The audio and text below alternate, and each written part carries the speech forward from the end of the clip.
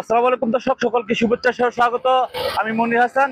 দর্শক, আমি এই মুহূর্তে রয়েছি ঢাকা টাঙ্গাইল মহাসড়কের বাসাইল উপজেলাধীন পাইখোলা এলাকায়, যেখানে মহাসড়কের মাঝখানে এই মুহূর্তে কিন্তু একটা বাস দেখতে পাচ্ছি, যেখানে কিন্তু আপনারা দেখছেন যে যেখানে যেই বাসটাতে কিন্তু আগুন জ্বলছে। তো কিছুক্ষণ আগেই কিন্তু আমরা এই সংবাদটা পাওয়ার সাথে সাথে কিন্তু আমরা ঘটনাস্থলে আছি।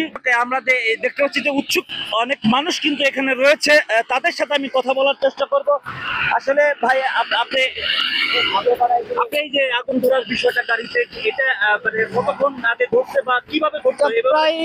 এটা প্রায় আধা ঘন্টা হলো ধরছে, আধা ঘন্টা 40 মিনিটের মতো ধরছে।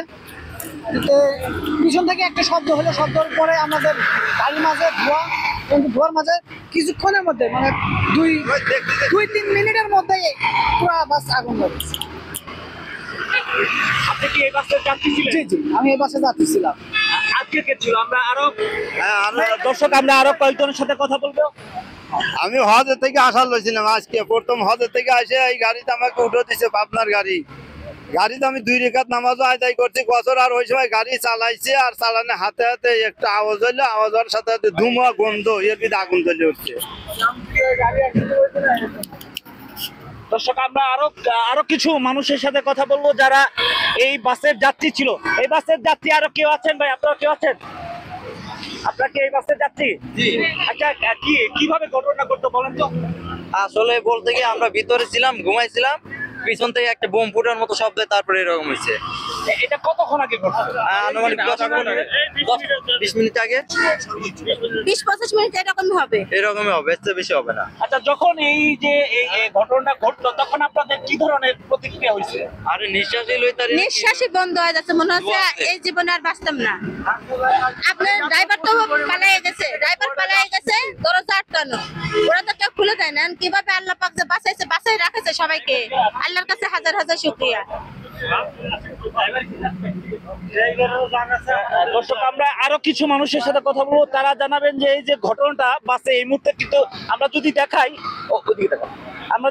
বাসে কিন্তু এখন পর্যন্ত আগুন জ্বলছে। আধা ঘন্টা খানি এরকম, আধা ঘন্টা 40 মিনিট। কি কোনো হতাহত আছে? না, কোনো হতাহত নাই। দর্শক, আমরা যেমনটা জানলাম যে কোনো হতাহত নাই, এমনটাই জানলাম। তবে আমরা আরো জানার চেষ্টা করব, আপনাদের জানানোর চেষ্টা করব। আমি আরো কিছু যাত্রীদের সাথে কথা বলার চেষ্টা করব, তারা জানাবেন যে আসলে কি ঘটনা ঘটেছিল। ভাই, কি কতটুকু জানেন, কি জানেন?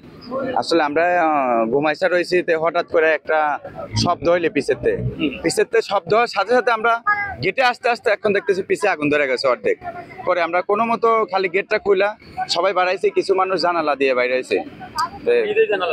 হ্যাঁ, অনেকে এরকম জানালা দিয়ে বাড়াইছে। তো পিছের যে হঠাৎ করে কি হইলি কেউ বলতে পারে না। এখন কি পিছের কেউ কিছু ঢিলা মারছে না গাড়িতে কোনো সমস্যা, কেউ কিছু বলতে পারতেছে না।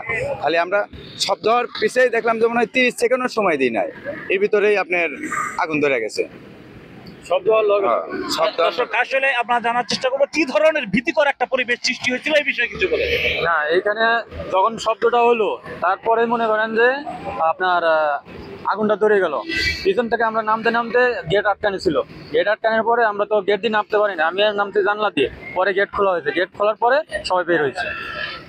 কোনো হতাহত তো নাই? না, কোনো হতাহত হয় নাই।